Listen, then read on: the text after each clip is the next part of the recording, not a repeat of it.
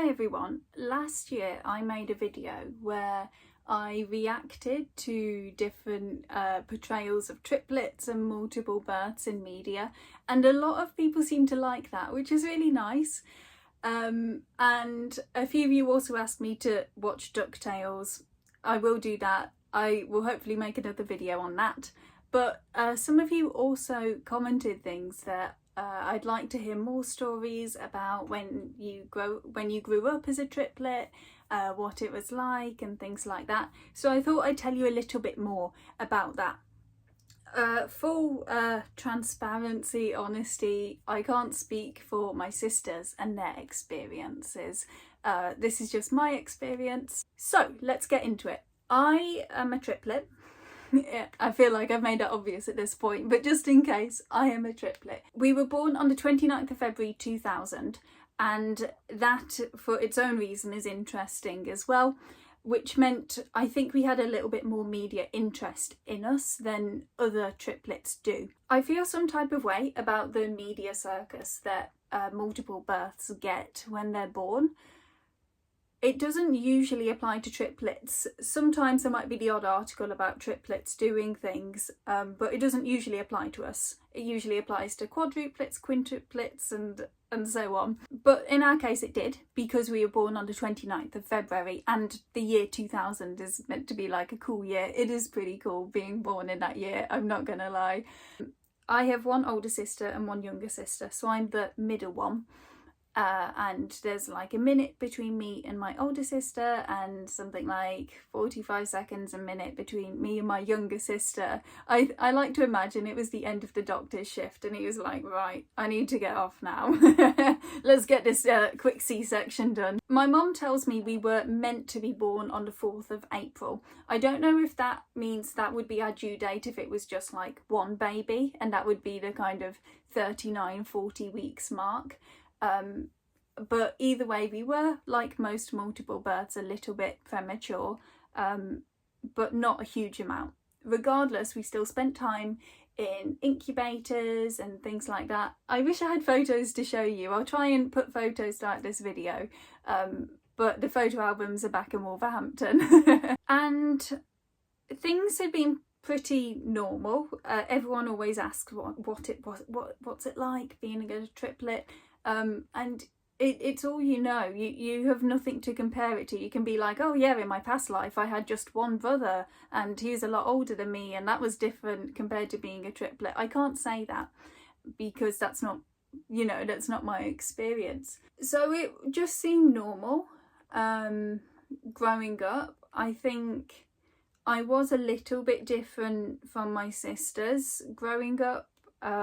I generally had slightly different interests to what my sisters did, and naturally they ended up being, I would say, slightly closer because of that. But we'd still kind of get into mischief together as like three girls. So if there was an unopened tin of paint or something, we'd kind of get stuck in that and it would be a bit of a joke together. And we would do this thing that when we were little we called a dangly thing, which sounds really weird, but we would make like a rope and tie a toy onto the end of it, so like a skipping rope with, say, a teddy on the end, and then from the top of the stairs on the banister we would lower it down so it could be seen from where my parents were working downstairs in their dance studio. And that was funny for some reason, I can't remember why. My parents are dance teachers, if you didn't know, so that's the context there. We all went to the same school together, the same primary school, which is like the first school you go to. I remember my mom saying it was really hard to find us a place at a local primary school. And in our year at my local primary school, I think we had 42 kids in our class. So it was very, very oversubscribed, overpopulated. I think normally you should have like less than 30 kids in your class, but we had 42. So there was a lot of kids that year.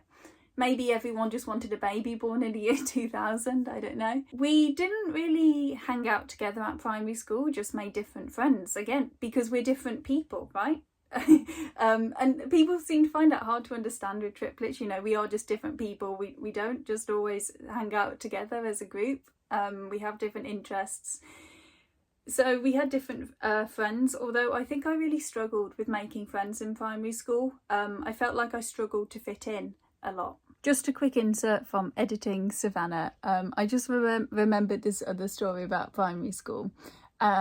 And basically my primary school was doing this version of like Kids Macbeth. And I'd been cast in it as one of the three sisters, the weird sisters, the witches, whatever you call it. And it was two totally other different kids for the other two witches. But I remember a kid came up to me and he was like, ha, that's so funny that you're playing one of the witches, because you and your sisters are like the three witches, aren't you? You're the three weird sisters because you're weird. And I remember that really, really upset me. So I didn't end up taking the role. I turned it down. Everyone's like, oh, Savannah, you would have been so good in that. And I felt so guilty, but it really upset me what he'd said to me. So I didn't. So yeah, a sad story, but it was just something that like affected me because I was like being made fun of because I was a triplet. And yeah, that really knocked my confidence. It was quite straightforward until then. My parents had us all do ballroom and Latin dancing because they're ballroom and Latin dance teachers. So we all did that. We would compete against each other. We wouldn't dance with each other. In ballroom and Latin dancing, you can dance as like all girls, or you can dance like the typical kind of boy and girl partnership. You sometimes get like male pairings, but it's not as common.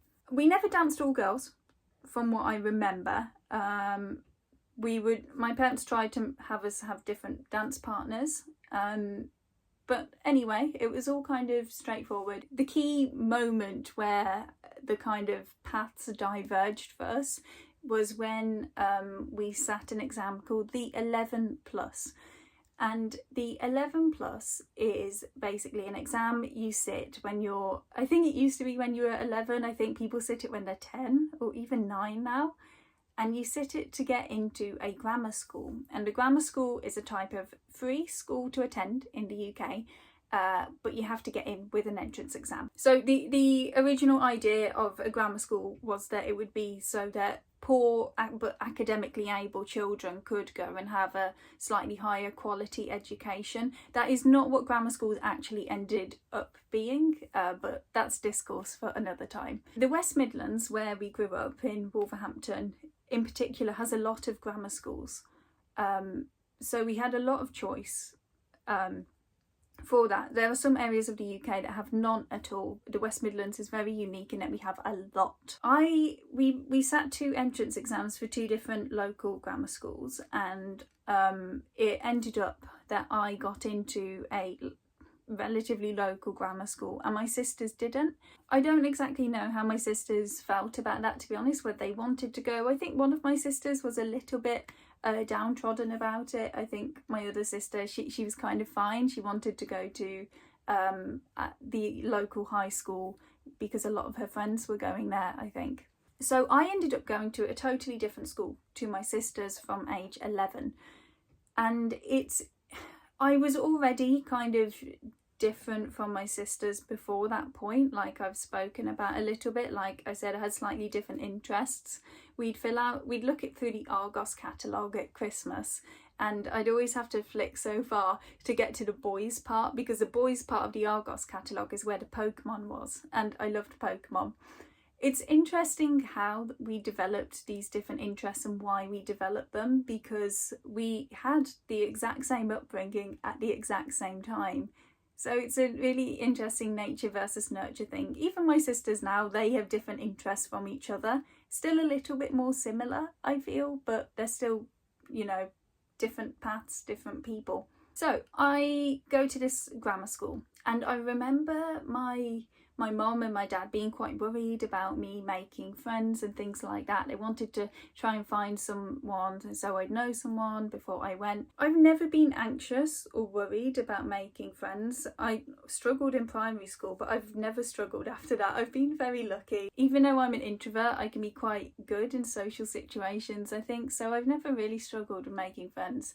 And I really liked being at my grammar school. I struggled a lot with the kind of academic pressure, and I know now that this is because I had undiagnosed ADHD, that I struggled so much with getting my work in on time and organisation. I struggled with that aspect, but otherwise I really liked it. I felt like I really fit in. My grammar school was also crucially in a much more diverse area because we'd grown up in the Wolverhampton Green Belt.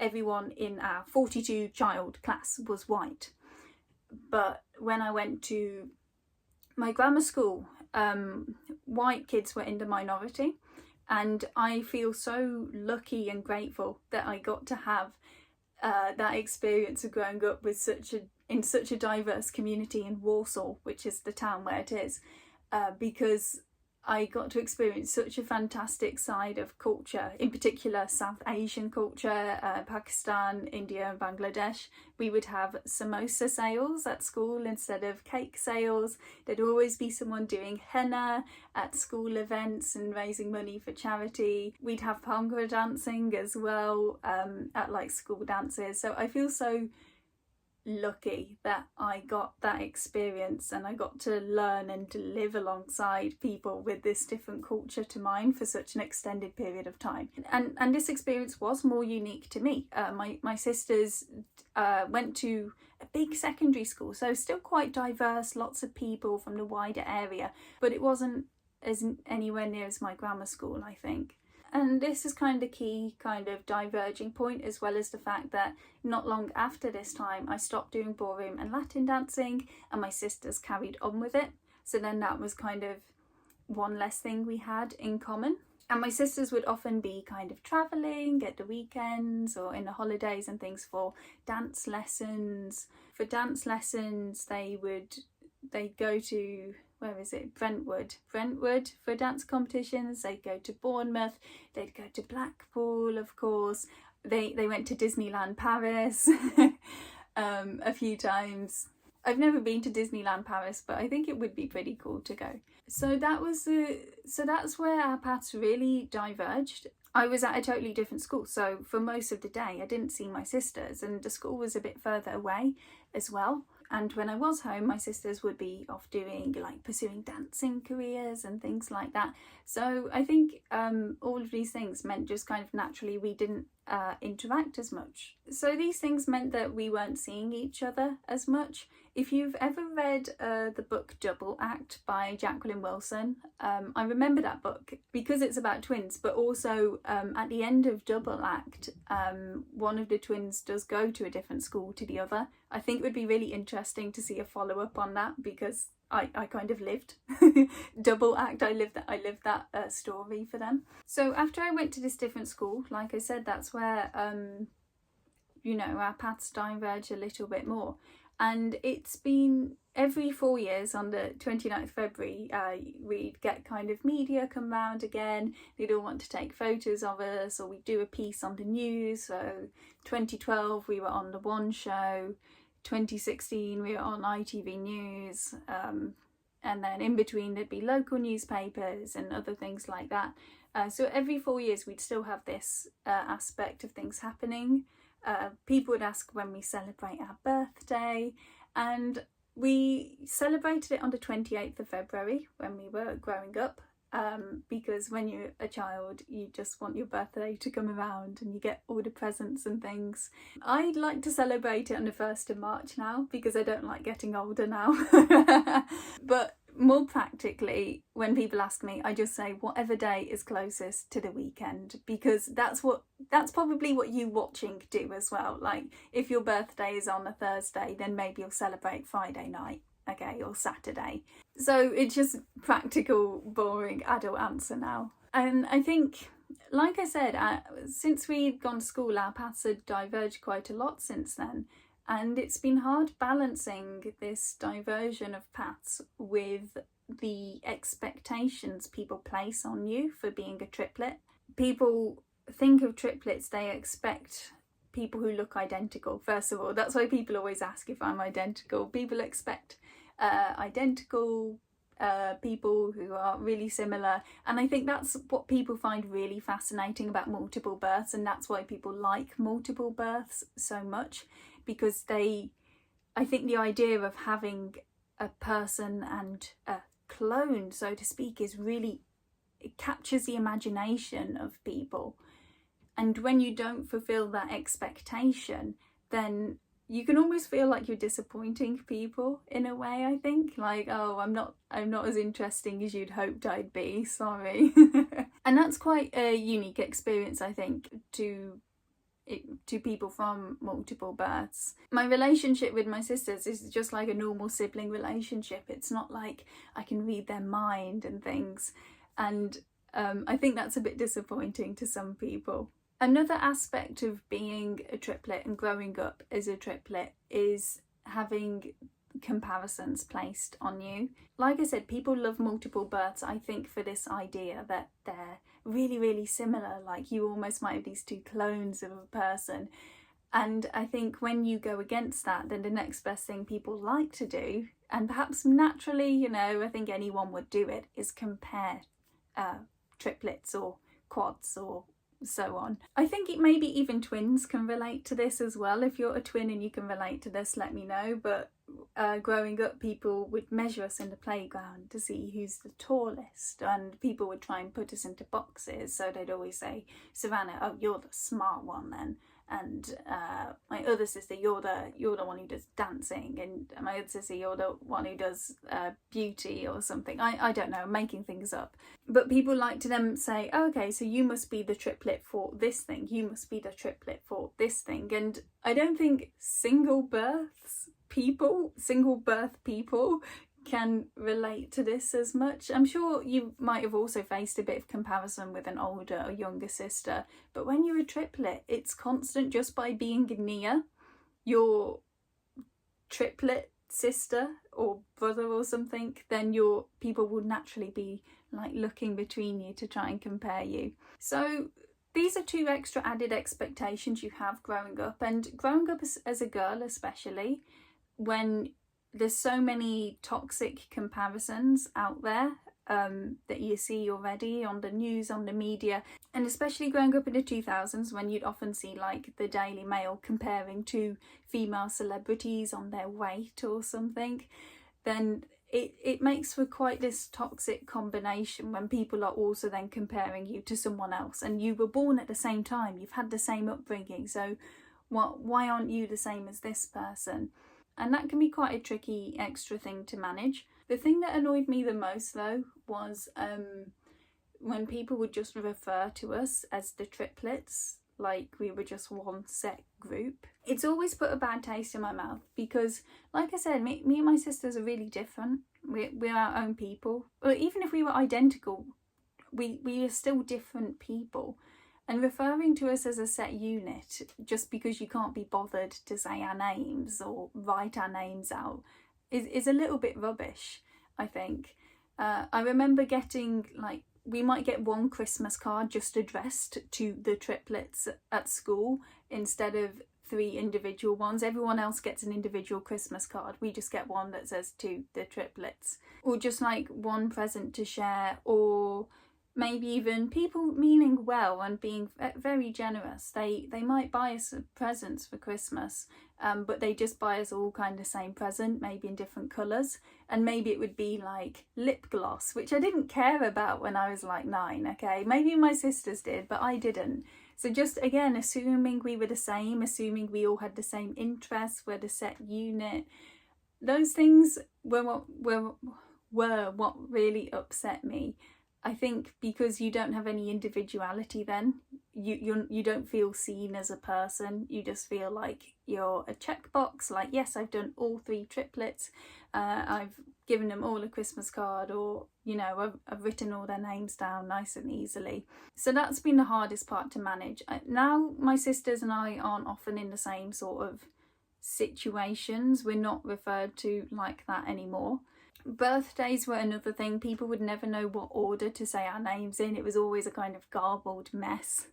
And these are all little things, right? But when you're a triplet, I think you already feel hyper-conscious about your individuality because of all these expectations placed on you and these comparisons. So it can feel really frustrating at times when you're viewed as a kind of unit or just constantly compared, or this loss of individuality. That can be really annoying, I think. So this point where we went to different schools was where things really diverged for us. That's where it becomes a lot harder to compare me and my sisters, because you can't just do a nature versus nurture thing, because then you also have to look at me having formative years in this totally different school and context to my sisters. After that, I went to university. My sisters continued with their dancing careers, and that's kind of what they do now. They're kind of settling down, have a family. I'm kind of career, I guess, right now. I don't like saying, oh, I'm career driven, but I have no plans for a family in the immediate future. So we are on these very different kind of life paths right now, which means I don't have too much to share about things that we've done recently. The media interest doesn't seem to be as big as it used to be. I don't remember when I turned 20 or 24. I think I got a few calls from like radio shows and things. Maybe I was on the radio for a bit, but it's been nothing big. It's interesting to think about why that is. Maybe because children are more similar before they have like all these different life events and things happen. But that's just a brief summary of what it's been like from my perspective, I suppose, growing up as a triplet. I think if there's any advice I could give to anyone else who knows triplets or quadruplets or twins, I guess, as well, in their life, is to just remember to treat them like different people. If you're writing a card to them, write their names out. It doesn't take that long. Yeah, I think that's it really. Just treat people as people. Treat people as people and you'll be fine. Like that's it. My camera's breaking now, so I have to go, but thanks for watching. Leave any more comments you have or questions about being a triplet below, and I'll try and answer them.